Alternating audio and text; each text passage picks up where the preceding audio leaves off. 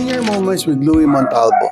For this episode, we will be showing another set of letters that our friends who are 60 and above have written to their younger selves. We've already shown to you the first five letters. If you have not watched them or listened to them, you can take a look at our YouTube channel or our Spotify channel or our Apple podcast to be able to see them. Based on the feedback we've received from you, many of you are being inspired to write your own letters to your younger selves. You might want to do that and send them to us, and we promise you that we will include those in our succeeding episodes. Thank you and enjoy watching.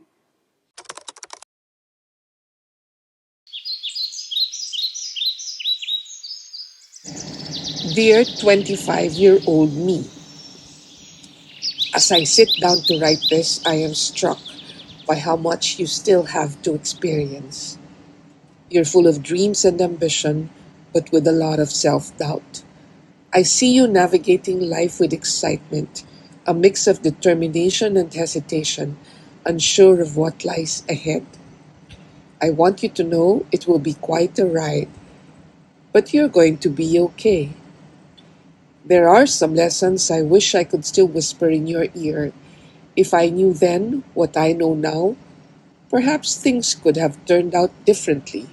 Still and all, I've come to embrace what I have learned, and though I keep a lot of regrets, they are part of who I have become, warts and all. First, stop being so hard on yourself. You're doing better than you think. You need not and will not be able to please everyone. There will always be kindred spirits as well as non kindred spirits, those who are not on the same wavelength as yours. That does not and should not make you less of a person. There will be circumstances beyond your control, such as how people think and what they think of you. While you must strive to be the best person that you can be, that should be a goal you must set for yourself alone and not for other people's satisfaction. You are enough. You were fearfully and wonderfully made. That's from Psalm 139, verse 14. If you had known this then maybe you would not have settled for anything less than what you deserved. Second, the mistakes you were so afraid of making, they are not as catastrophic as they seem. In fact, some of them will teach you more than your successes ever could. As I sit down now and reflect on my regrets, I am tempted to think that I made huge mistakes, but without them, I would not have learned well. So I have forgiven. I have forgiven you, my 25-year-old self, who did not know any better then. After all, at that time, you were probably still not aware of lesson number one. Forgive, forgive, forgive. Forgiveness was invented by God because He knew how imperfect we all are. Third, cherish your relationships. Cherish dad and mom and your only sibling. Hold them close. Cherish your husband and your children. You will have four, and you will be so proud of them because you raised them well. You will live to see your grandchildren. You have two now, as I write. It is an exhilarating feeling knowing that you will leave a part of yourself in them. Friends will come and go, and only a few will stand the test of time. But the most important relationship you will ever have is your relationship with God. Your 60-year-old self would not have come this far were it not for your faith in a power greater than anyone, in a being whose love is faithful and knows no bounds. Our Lord will sustain you in your darkest days.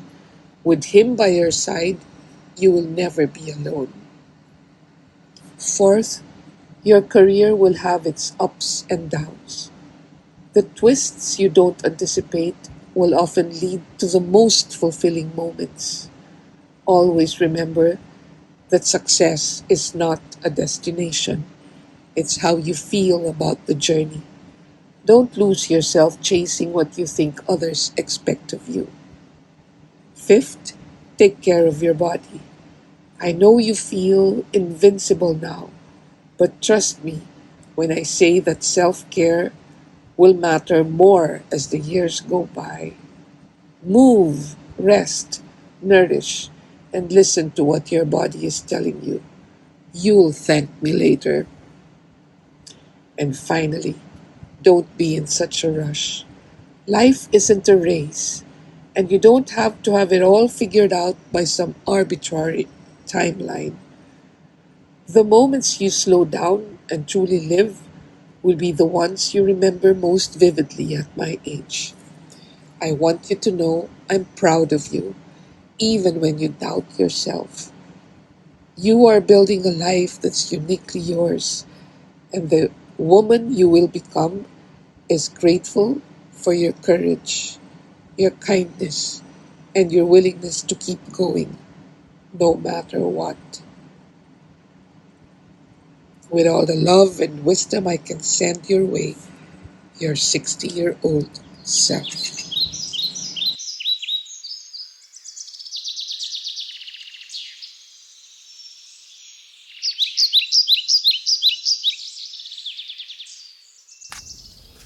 December 2024. Dear Nina 25. 25 is young, and yet you were anxious that you were frittering away time and opportunities. You felt unmoored about where your life was heading. You just wanted to leave law school after 2 years of doing well. You had no clue what to do next. Having lived through the aftermath of that huge change of quitting law school, I advise you to relax and take the time to think about what you enjoy doing. Not necessarily what you were educated in, nor what you have an aptitude for. Then take steps toward a next goal, not necessarily your ultimate goal. Because you have the luxury of changing your goals along the way. You will zig and zag, go forward and backward, but do your utmost in whatever you take up, whether or not it fits the conventional mold of success. It will be your own achievement. Be confident to do what you want, even if it disappoints others.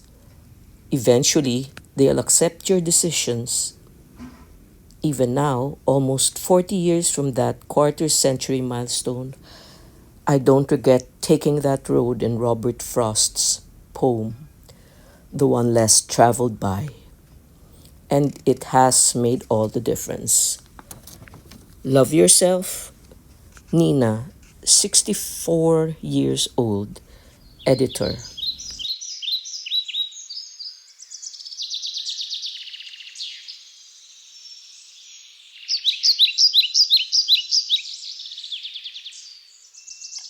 What would I say to my 25-year-old self? This was a difficult question to answer. Anything related to financial advice would be cheating, like doing a Biff Tanner in Back to the Future Part 2. And there are many reasons why Part 2 is the darkest chapter in that trilogy. The question might also infer regret, yet I don't really have the kind of regret that would fundamentally change who I've become. Or the question might indicate the chance to offer a different path. That would rob my younger self of the discovery of his calling, which was a key turning point. That would leave only room for advice on how to become better, which would sound generic, like living a healthier lifestyle or nurturing relationships, or taking the time to smell the roses. Things that are true at any point in life and that I could still be better at. So, offered the way to communicate with my younger self, I will decline. In declining, I haven't ignored the task. Far from it. By considering what to say and opting not to say it, I have affirmed the value of discovering your path, of learning from mistakes, of making thoughtful choices, and of having faith, as I always have, that there is some force that has guided me, that there is a path that always beckoned.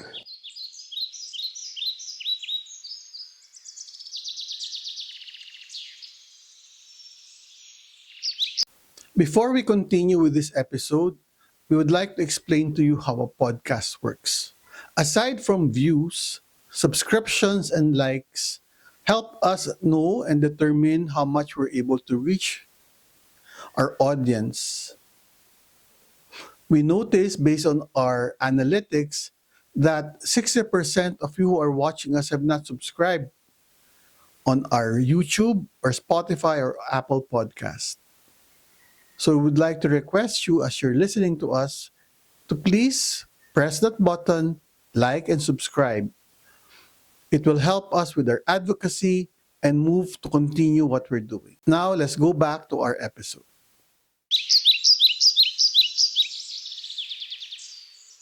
Morning, Louie. This is Barbara Dizon. Thank you so much for inviting me to be able to contribute to your podcast regarding how my life was at 25 years old. Just like anybody else, well, similar to others also, my life and my life at 25 years old, I just wanted to have a simple life. That is by being or getting married with living with a happy family. Unfortunately, it did not happen the way I envisioned it. I got pregnant at the age of 28, but my marriage broke down just after 2 months because my husband was a wife beater. In order to show my parents that I was a responsible parent, I had to be gainfully employed in an international organization. And I'm thanking God that He gave me that opportunity and having worked there for 30 years. In that organization, life was not a bed of roses. In fact, it was always a challenge for me because like I said, I only wanted to have a simple family and I didn't want to have to live working all my life. But again, since I got pregnant, I had to work and be responsible for my son. In that organization, I had to meet all challenges like meeting people with different characters, with different traits, with different morals, with different views, etc. But being a grounded individual because of my parents' influence, I was able to withstand all these challenges. Secondly, I had to enroll in a graduate program, even if I didn't like, to be able to get another promotion because to be able to graduate in a graduate studies, that gives you more leverage than those who just graduated from their college degrees. So that was a struggle, and that I wanted also to prove to my children that pursuing a higher graduate program will make you will put you at a better advantage than others. But of course, it depends on other factors.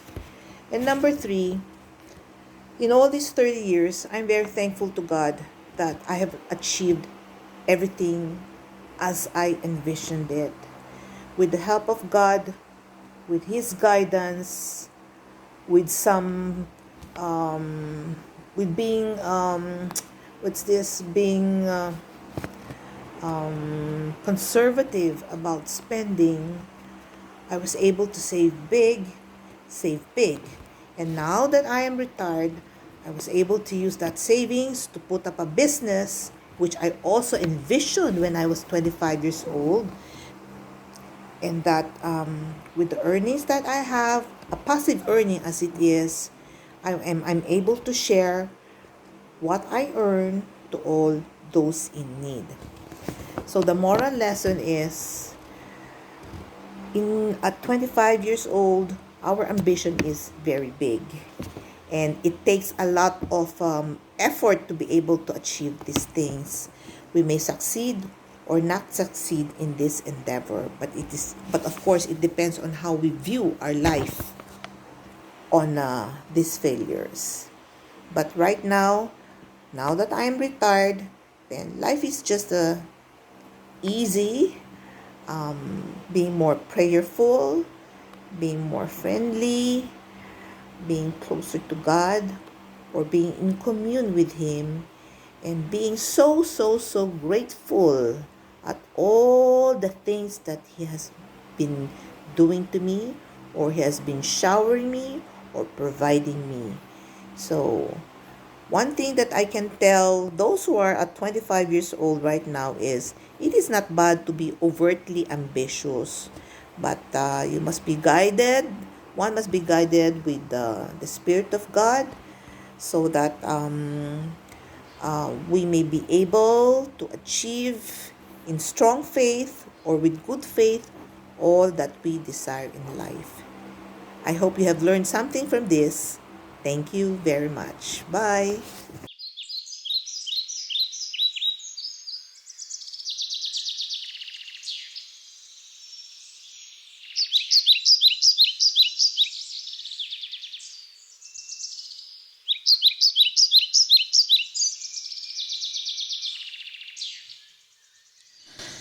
To my dear 25-year-old self, happy birthday! I am writing to you as you 36 years from now. What a milestone for you, 25 years old! You have been happily married to your soulmate for 2 years and bought your first condo in the country you emigrated to. You just enrolled in your first year master's program in math after finally deciding to go back to school and prepare for your credentials so you could teach in a community college, something you had been thinking about for years. You will also find out that you are pregnant with your first child, and you will still go ahead with university life. The birth of your first child, however, changes your whole perspective in life because you will fall in love with being a mother.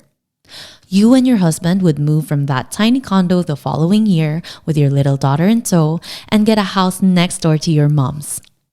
You would also decide to drop out of your master's program after finishing 2 quarters to be a full-time mom, and you will have no regrets. Even now, as your 61-year-old self writing to you, you have no regrets. Once in a while, there would be that tiny voice asking, "What if?" But those moments would be few and far between. On the whole, since I am happy at this point in our life, 36 years later, all I can say to you now, my 25-year-old self, is keep trusting and following your heart. Everything's going to be all right.